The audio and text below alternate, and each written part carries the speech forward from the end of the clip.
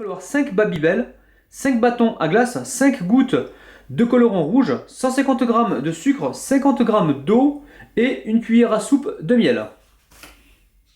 Donc là, je commence par huiler mon papier sulfurisé. Alors, je mets quelques gouttes et avec du papier sopalin, donc je l'étale un peu partout. Tout à l'heure, quand on posera donc nos Babybel dessus, on ne voudra pas que ça colle. Donc voilà l'intérêt de cette opération. Allez, je mets ça de côté. Alors là, je suis en train de déballer donc mes Babybel.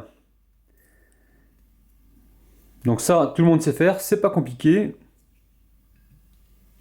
Alors là, je me lance sans filet, je n'ai jamais réalisé cette recette. Alors, avec le bâton à glace, je viens ici le planter jusque à la moitié du Babybel. Je fais la même chose pour mes autres petits fromages. Et ensuite, direction le congélateur pour environ, allez, 30 minutes.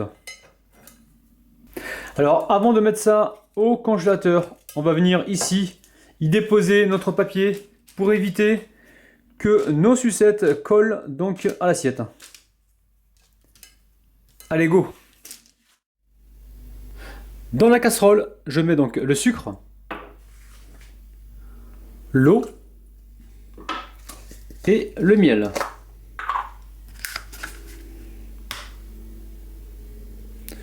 Ensuite, j'allume ma plaque. Je mélange donc tout ça. Je démarre donc sur un feu très moyen et on va donc amener notre sucre à une première coloration. En fait, la cuisson doit prendre au moins 10 minutes. On veut vraiment que le sucre soit bien fondu et que le mélange se fasse correctement. Dès les premières colorations, donc je retire ma casserole du feu, je mets mes gouttes de colorant et je mélange. Alors là, il va falloir y aller assez rapidement pour l'enrobage donc de nos Babybel. Alors ici, je récupère donc une sucette, je la passe directement dans le caramel. Alors un petit passage éclair. Ensuite, j'enlève le surplus.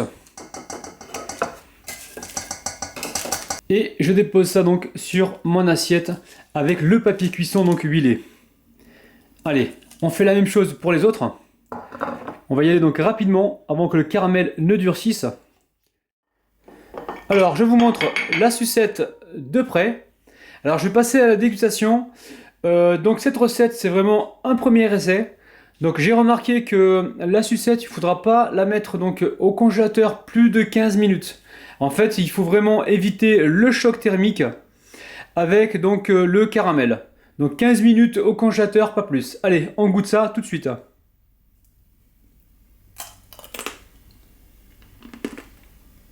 Waouh, waouh, waouh. Vraiment magnifique.